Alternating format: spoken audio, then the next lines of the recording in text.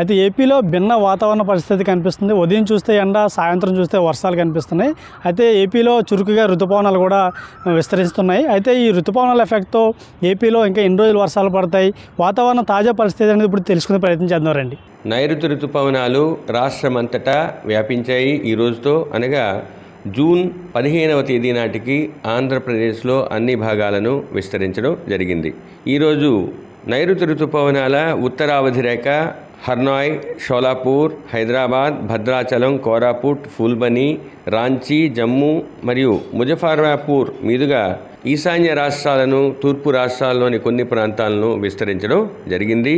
ఇక నైరుతి ఋతుపవనాలు మరింత ముందుకు విస్తరించడానికి అనుకూలమైన పరిస్థితులు కొనసాగుతున్నాయి.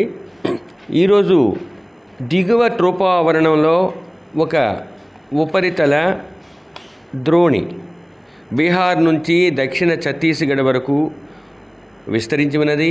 ఈ ద్రోణి 1.5 కిలోమీటర్ల ఎత్తు వరకు ఉన్నది. ఇక నిన్న ఒరిస్సా పరిసర ప్రాంతాలలోనూ, ఉత్తర కోస్తా ఆంధ్రప్రదేశ్ పరిసర ప్రాంతాల్లో ఉన్న ఉపరితల ఆవర్తనం ఈరోజు లెస్ మార్క్ అయింది.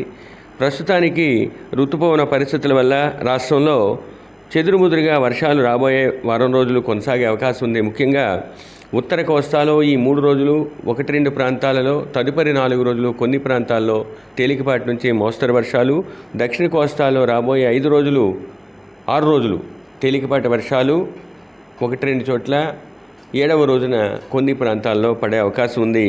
ఇక ఉరుములు మెరుపులు 1-2 చోట్ల రాబోయే 5 రోజులు కూడా కోస్తా జిల్లాల్లో పడే అవకాశం ఉంది.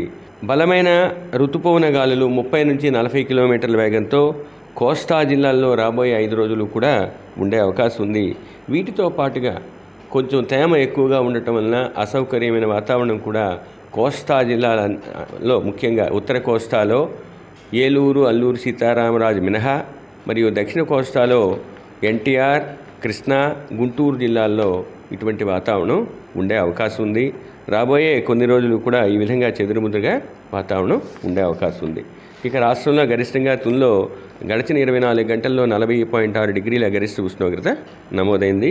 ఇక ఉష్ణోగ్రతలు సాధారణం కన్నా తక్కువగా కొన్ని ప్రాంతాల్లో కొనసాగుతున్నాయి.